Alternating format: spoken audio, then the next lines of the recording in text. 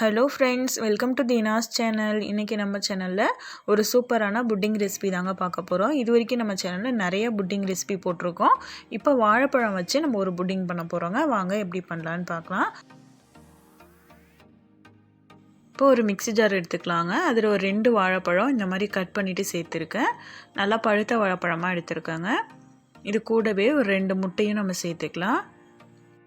நம்ம சேனலில் eggless pudding already போட்டிருக்காங்க. அந்த ரெசிபியோட லிங்க் வந்து டிஸ்கிரிப்ஷன் பாக்ஸில் இருக்குது. அது வேணுனாலும் செக் பண்ணிக்கோங்க. இது கூட 1 டீஸ்பூன் அளவுக்கு நம்ம சுகர் சேர்த்துக்கலாங்க. இப்போ இதில் நம்ம முட்டை சேர்த்துருக்கிறதுனால அதோட ஸ்மெல் வராமல் இருக்கிறதுக்காக ஒரு 1/2 டீஸ்பூன் போல் வெண்ணிலா எசன்ஸ் சேர்த்துக்கலாங்க. வெண்ணிலா எசன்ஸ் இல்லைன்னா 1/2 டீஸ்பூன் போல் ஏலக்காய் தூளும் நீங்கள் சேர்த்துக்கலாம். இப்போ இது கூட காய்ச்சி ஆற வச்ச பால் வந்து 1 கப் அளவுக்கு சேர்த்துக்கலாங்க. கெட்டியான பால் தாங்க சேர்க்கணும். அப்போ தான் புட்டிங் வந்து நல்லா வரும். தண்ணி சேர்க்காமல் முடிஞ்ச அளவுக்கு கெட்டியாக சேர்த்துக்கோங்க. இப்போ இதை நல்லா அரைச்சி எடுத்துகிட்டு வந்துடலாங்க. இதே மாதிரி நல்லா அரைச்சி எடுத்துகிட்டு வந்துடணும். அவ்வளோதாங்க. இப்போ நம்ம கேரமல் ரெடி பண்ணிக்கலாம். அதுக்கு ஒரு பேனில் 1/4 கப் அளவுக்கு சுகர் சேர்த்துக்கலாங்க. இது கூட 2 டேபிள் ஸ்பூன் அளவுக்கு தண்ணி சேர்த்துட்டு சிம்மிலே வச்சு இதை அப்படியே கலந்து விட்டுக்கிட்டே இருந்தீங்கன்னா நல்ல ஒரு தேன் கலரில் மாறி வருங்க. அந்த ஸ்டேஜில் நம்ம வந்து சுவிட்ச் ஆஃப் பண்ணிடணும். இதை ஃபஸ்ட் டைமாக பண்ணுறீங்கன்னா ரொம்பவே கேர்ஃபுல்லாக பண்ணணுங்க. ஏன்னா இது வந்து லைட்டாக கருகிட்டால் கூட நம்ம புட்டிங்கே கசக்க ஆரம்பிச்சிடும். சிம்மிலே வச்சு இதே மாதிரி கலந்து விட்டுக்கிட்டே இருங்க. இப்போ பாருங்கள், லைட்டாக கலர் சேஞ்ச் ஆகி வருது.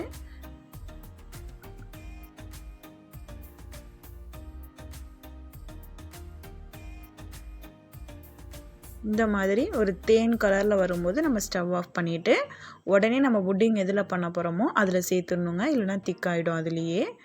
இதில் உடனே சேர்த்துட்டு இதே மாதிரி ரோல் பண்ணி விட்டுக்கோங்க. அப்போ தான் இது வந்து ஃபுல்லாக ஈவனாக வந்து ஸ்ப்ரெட் ஆகும்.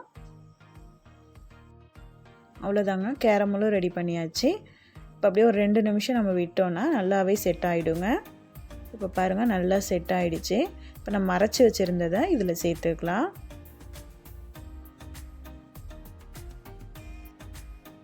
இப்போ இதை 2 டைம் இந்த மாதிரி டேப் பண்ணி விட்டுட்டு இதை கவர் பண்ணிக்கலாம். நான் அலுமினியம் ஃபாயில் ஷீட் வச்சு கவர் பண்ணுறாங்க.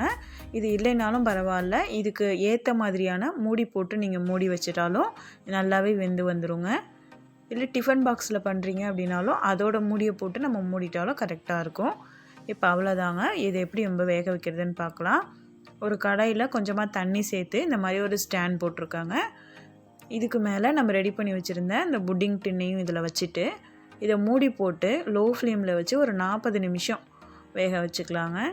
40 நிமிஷத்துக்கு அப்புறமா நம்ம பார்க்கலாம். இதே மாதிரியே நீங்கள் இட்லி பாத்திரத்தில், குக்கரில் எதில் வேணாலும் செய்யலாங்க. இதே மாதிரியே அடியில் தண்ணி சேர்த்துட்டு நீங்கள் பண்ணிக்கலாம்.